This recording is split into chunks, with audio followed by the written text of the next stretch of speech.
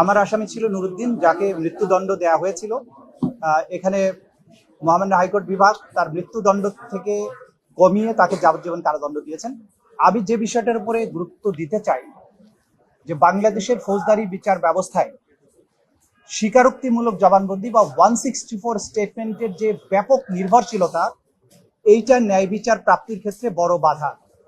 আপনারা দেখেছেন গুমের মামলার ক্ষেত্রে আমরা যেটা বারবার বলেছি যে গুম এবং এক্সট্রা জুডিশিয়াল কিলিং এর ক্ষেত্রে যে আসামিকে গুম করে রাখার পরে জোর করে একটা 164 করিয়ে তাকে কোর্টে প্রডিউস করা হয়। এই 164 বা স্বীকারোক্তিমূলক জবানবন্দি নির্ভর সাজা দেওয়ার এই জুরিসপ্রুডেন্স থেকে, এই প্রবণতা থেকে আমাদের ফৌজদারি বিচার ব্যবস্থাকে বের করে আনতে হবে, যেটা আজকে হাইকোর্ট ডিভিশনের রায়ের মধ্যে দিয়ে এই ব্যাপারে অনেকগুলো ফাইন্ডিং এসেছে, যেগুলো আমাদেরকে এই 164 নির্ভরশীলতা থেকে বেরিয়ে আসতে সাহায্য করবে। দ্বিতীয় কথা হচ্ছে যে নিম্ন আদালতে একটা সেন্সিটিভ মার্ডার কেস বা যে কোনো মার্ডার কেসকে সেন্সিটিভ করা হয় মিডিয়াতে ব্যাপক প্রচারণার মাধ্যমে।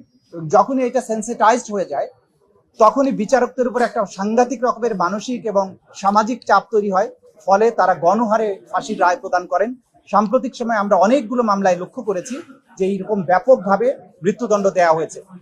এই মৃত্যুদণ্ড দেওয়ার প্রবণতার ব্যাপারে আজকের রায় একটা বড় একটা ফাইন্ডিং দিয়ে বলা হয়েছে এই ধরনের প্রবণতাটা বিপজ্জনক, এবং যে সমস্ত সংশ্লিষ্ট বিচারক এইভাবে মৃত্যুদণ্ড দিয়ে থাকেন তাদের আইনের জ্ঞান, ফৌজদারি বিচার ব্যবস্থা সম্পর্কে জ্ঞান এবং সেন্টেন্সিং এর ব্যাপারে তাদের যে জ্ঞানের স্বল্পতা, সেটার ব্যাপারে হাইকোর্ট বিভাগ আলোকপাত করেছেন, সংশ্লিষ্ট বিচারককে বিচার কাজ থেকে বিরত রাখার কথা বলেছেন।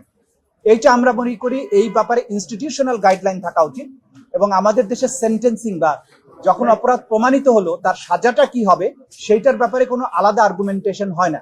দেশের বাইরে কিন্তু এটা হয়।